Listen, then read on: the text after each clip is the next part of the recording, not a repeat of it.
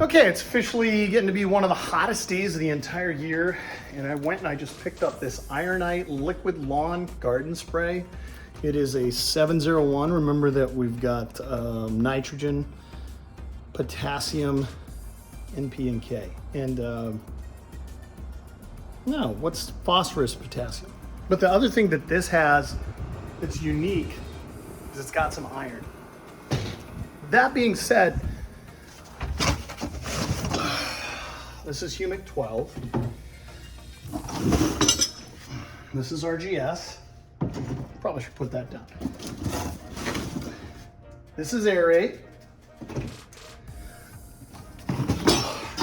This right here is Microgreen 0002. The one thing that I kind of want with this is if you look, the copper content is 3%. So the real question is whether or not I actually need to add the Ironite, because if I look, I don't even see a percentage on here. Either way, we're gonna throw this on the backyard. I'm very curious to see how things respond to it. The biggest thing that I'm interested in, it's gonna push some of that top growth, is the nitrogen. And it's gonna be accepted in a foliar form because basically it means it gets on the leaves, gets absorbed into the plant a little bit more quickly. The rest of this stuff, the Microgreen 002, Aerate, RGS, it's all stuff that is going to help the general health of the plant. So I'm gonna get some of this sprayed and we'll see how it goes. The other thing that I'm working on right now is this Ortho Dial-In Spray hose-in sprayer. And this thing, if we can pull this up here. When you spray this stuff, let's take a look down inside here. What color is that? Well, it needs to be shaken up first of all, but it's basically, it's black. There's a ton of stuff that obviously takes this and, not the term isn't corrode, but it basically locks all of this up. And the way that this works is with the Venturi effect. It's just like a carburetor in that as water passes through this section, okay, it's like if you were to take a straw, you can try this. You put a straw in a cup of water, and as you blow across the top of the straw, it creates suction. And it draws up the product, which is in this tank, and mixes it in here into the water. And because there's so much water passing through, you can put some of these concentrated solutions in here, and it makes it really, really simple versus mixing it in a tank and measuring a bunch of stuff like that. You could even, if you wanted to, take some of these concentrated solutions like this Weed Stop for grass and spray it out of a hose end sprayer. Now, I wouldn't recommend that because it's not as delicate. So I'm going to tear this apart. Once we got this apart, I'm going to take it inside. I'm going to soak it. I'm going to wash it.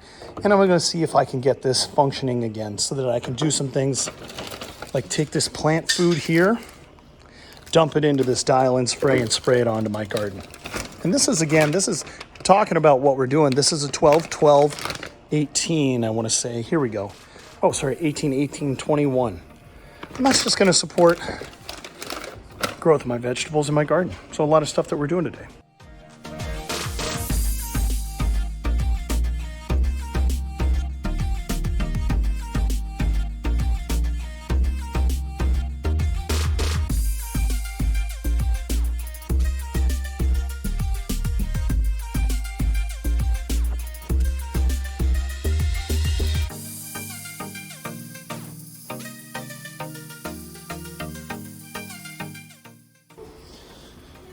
Okay, you can see I've torn this all apart, and looks like this has actually no issues here. And the way that this functions is that this marries up against this and they get pressed together. And then as this water passes through and jets out this nozzle in the front, a Venturi effect is happening where it's pulling it up there. Now our biggest problem is, I think, is when you look at some of these, okay? Swap the view here. So when you take a look at some of these holes, some of those are very small. And typically when I'm trying to run this, I want to run it at, this is wild. Look at how small some of those holes are. I want to run it at 1 ounce. So I'm not quite sure why 1 ounce appears to be, oh, I see that. Don't know what happens here around 4 ounces, 5 ounces, 6 ounces. Anyway, this all needs to go into the dishwasher or soak or something. I think maybe a lot of soap. And get it all cleaned up for all the different parts in here. I mean, I can't see anything that seems to have a ton of issues other than the fact that just general gunk has gotten in here and potentially is causing some problems. So I'm gonna go clean all this up.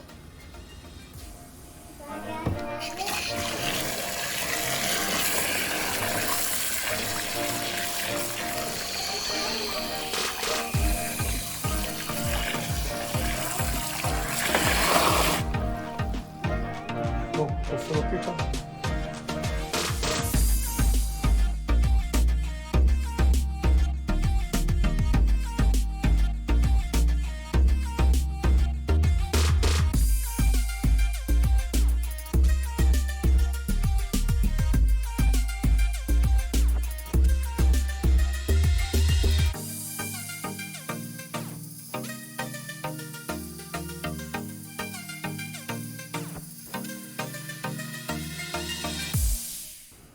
Well, we look at that. I was just cleaning that. Boom, lost that gasket. I need this gasket to seal basically up against this. So as this rotates around, it's sealed in and out. So we gotta find that gasket. And I'm looking around, I have no clue what I did with it. But let's get looking, I guess.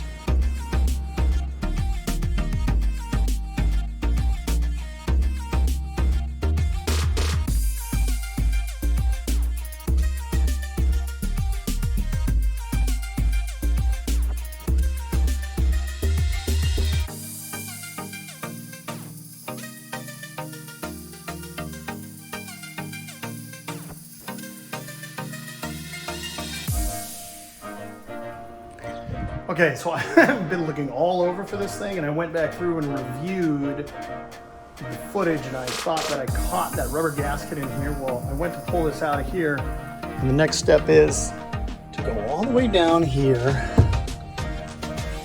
Yep, I can see it right there. See it right there, that rubber gasket in the trash can. So now I guess next step is to recover that. And I don't want to tip this so that like I lose that. So I have long arms, but I have even longer arms when I have this. Let's see what happens.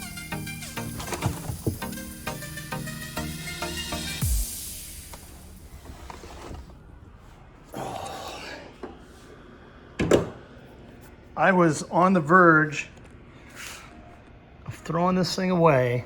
Take a look at that. After that entire search was down in there, and actually it wasn't even in there. I took these and I was like, don't need these rags. And I threw them away, and when I pulled that out of there, I saw that drop. Man alive, let's get that back where it goes.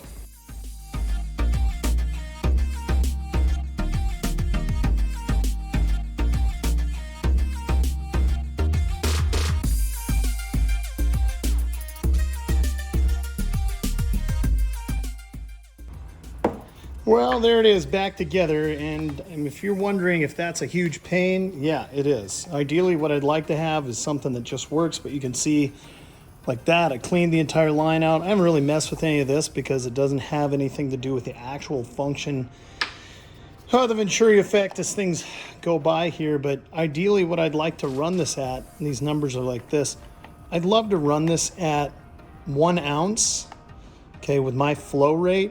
That fits what I'm trying to do. So next step is hooking her up to the old hose and seeing if anything will come out of here. So let's go test that out. Additionally, one of the things that I want to do with all of these, it's always a, do these work? Like what's the efficacy of using that and using this, the microgreen, the aerate, the ironite, you know, the humic 12, the RGS, all of those. Really, what's the efficacy of taking one of these, putting it down on your yard? Like, what is it really doing? Now, number one, what it's doing is it's building the soil. There's a ton of humic material, which is a humic acid, and that's basically, do you have organic matter in your soil? And where there's, I know Pete from GCI Lawn Care just did a video where he showed where he used to have a garden, and he let his lawn go through a lot of drought stress, and what he found was the area that had the garden, which had most humic material, right, which is broke down organic material from being in the garden, handled the drought much better. This is just a root stimulant. You know, if you really look at it, it's humic acid, sea kelp, and 91% water. Okay, adds humic acid to the soil and may increase micronutrient uptake and increase microbial food. So this is really just activating your soil. And I know that sounds crazy, but soil, when it's done right, is a living, breathing animal. And that's why, you know, John Perry always talks about, like, why would you want to do something that's anaerobic without oxygen? When you're talking about an aerobic animal, it's kind of like talking about a human and saying, hey, let's do some stuff without oxygen. Well, that's going to kill that human. And it's the same way with soil and all the microbes and everything else. And the microbes break down and make accessible all the nutrients to the grass. So if you've got dead soil, one of those things that's super inert where there's no organic material is sand. We all know that, like, you can't just take and plant grass in sand. It'll germinate and then it'll die. So I'm going to throw a little of this in this. We're going to go out to the yard and just spray it down. The intent is to see whether or not my hose end sprayer is working. They're kind of finicky. Maybe I need to get a new one. But in reality, what we're going to do is we're going to take a little Humic 12. We're going to throw it in here. Not too worried about measuring things at the moment. So we're just going to throw some of this Humic 12. The nice part about the Humic 12, black as midnight, so you can see when you're actually pushing humic through this hose end application. Otherwise, you know, it's kind of hard to see what exactly is happening. But, you know, I'm only putting a few ounces, so let's take this outside and see if we can see it. Okay, we got everything rigged up here. It looks like I just got water into here, and I don't know if we're going to be able to see this, but oh, look at that. Get it out into the sun here where you can actually see. Look at this. That's beautiful. And it's actually putting it down at a rate that I want. Not sure what exactly is occurring. I'm getting some of it everywhere. Oh, I need to get this squeezed back together so that closes all of that down. Because right now it's spraying it, but man, it's getting everywhere. Okay, so we're gonna take it back to assembly, but I will tell you this, that works, and it's only at the 1 ounce rate right now. Boy, I tell you what, if you want something to stain your clothes, Humic will do it. Okay, well, we're putting her down with humic acid. Need to go back in and get this all put back together correctly. Okay, well, I missed one very important thing here. This actually will disconnect here, which I think will allow me to get in there, access the front of that so it'll snap together, and then I can bring this in. Such a knucklehead.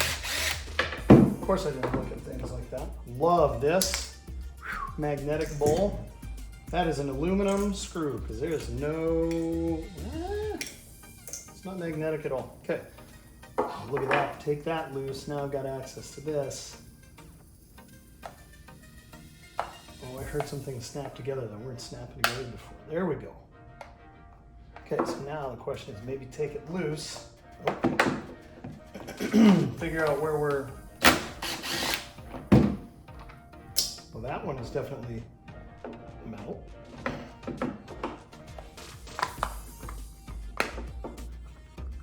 So the question is, where am I losing humic acid on its trip to the nozzle? It only comes up through that Venturi effect right at the front of this.